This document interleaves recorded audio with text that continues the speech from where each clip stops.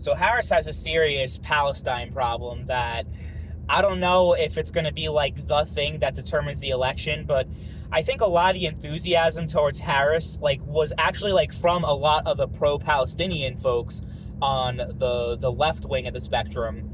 And they were hoping that, okay, because Harris is a different candidate, even though she's part of the same fucking administration, and she was very likely to just have the same pro-Israel stance that Biden has, a lot of people are still hoping, oh, it's a fresh candidate, a different person. So, there are a lot of people that were like, yeah, I support Harris, and I'm very, looking forward to voting for her. And, there are people who weren't supporting Biden and were supporting Harris. And a lot of it had to do, most of it had to do with his age and that kind of stuff. And, his potential dementia, Alzheimer's, whatever's going on there, there's definitely something.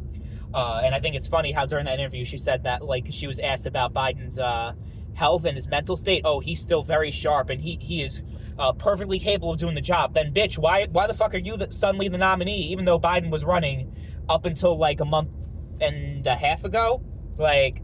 Yeah. But with the whole Palestine shit, yeah, during that same interview, she was saying, pretty much, yeah, she's all in on Israel, basically. She pretty much confirmed that.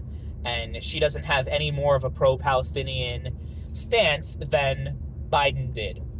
So there's a lot of angry people on the left, on the, what do you call, BreadTube community, if you're familiar with them. And I saw especially Hassan and his community was really up in arms about that, because he's probably the largest pro-Palestinian community on the internet is Hassan Abi, Hassan Piker, whatever you want to call him. And yeah, the reaction, I saw screenshots from some of the people on his Discord server and on his Reddit and all over the place, and most of them are pretty much saying, fuck Harris, we're not voting for him. Now, obviously, they're not, they don't account for probably, I mean, if they're 1% of the electorate, that would be that would be an overestimation probably. But, in this election, 1% or even 2%, whatever it is, that could be enough to make a huge difference here, especially in the state of Michigan, which is one of the 6 key swing states. And you had a group, it was a coalition, it was called Arab Women for Harris. And they were, they endorsed her, and they were going out on the campaign trail for her, and basically donating and fundraising, all that kind of shit. Then, after all that shit came out with Harris, pretty much being completely pro-Israel, the group actually withdrew their endorsement and completely dissolved as a group, because they're we can't support Harris, she's not our candidate. So I would not be surprised if Jill Stein got a lot of the vote in Michigan, even if it's 2 or 3%, a lot more than the less than 1% that she's going to get in every other state. It's going to be huge, because the Arab community is huge in Michigan. It's the largest Muslim community in the country. And because, even, like I said, even if it's 1% of the people who were voting that are staying home, that 1% can be pivotal in deciding the election and flip it for Donald Trump. And there's a lot of people, the sentiment is, just because Trump is, is even more friendly to Israel than Biden and Harris would be, they just, a lot of them are we don't see the point in voting for someone that's just a tiny, tiny, tiny little bit less genocidal than the other candidate. I might as well just not fucking vote, or vote for a third-party candidate that actually stands for what I believe in, whatever it is. And people are going to go after that and try to, bully them. But I think that these type of people are not the type that are going to get bullied into submission and, be feel guilted into voting for Harris. It's just not going to fucking happen. I don't see that actually taking place. So there's going to be a lot of people on the left that are, were for Harris and are not anymore because of this shit. And, kudos to them, even though, I mean, obviously, you could say that my motivation as someone who is voting for Trump, and I'm obviously not even on the pro-Palestine side, so I'm going to admit all that. All that is, completely transparent. You if you've watched my videos before.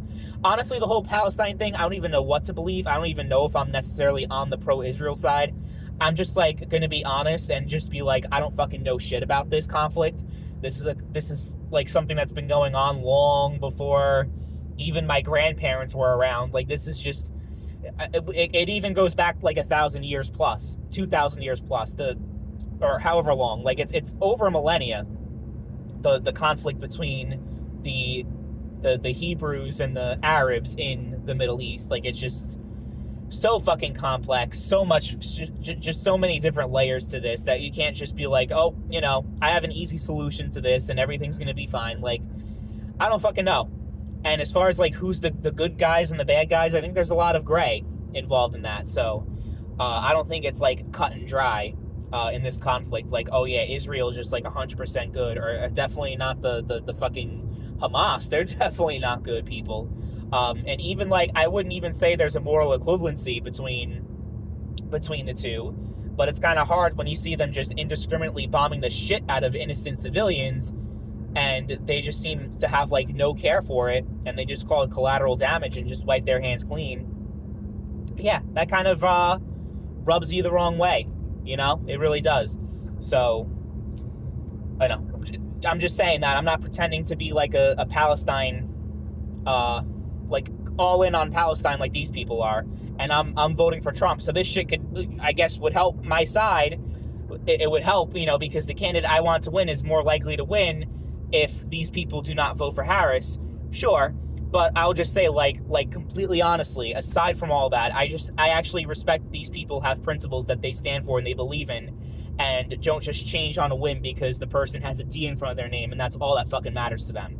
Like a lot of other Harris supporters or Trump supporters do, in the case of, vote red or nothing else, vote blue no matter who. I like people who think outside of that, regardless of what their opinions are. I think it's kind of absurd, though, like if I'm going to be honest, to call Harris Hitler 2.0, because that's a lot of the stuff that was going around from a lot of these like really super anti-Israel folks. So I don't know. It's very interesting, though. And I don't know, like, if Harris loses by 1%, you could say this Palestine shit was the thing that caused it. It's very possible.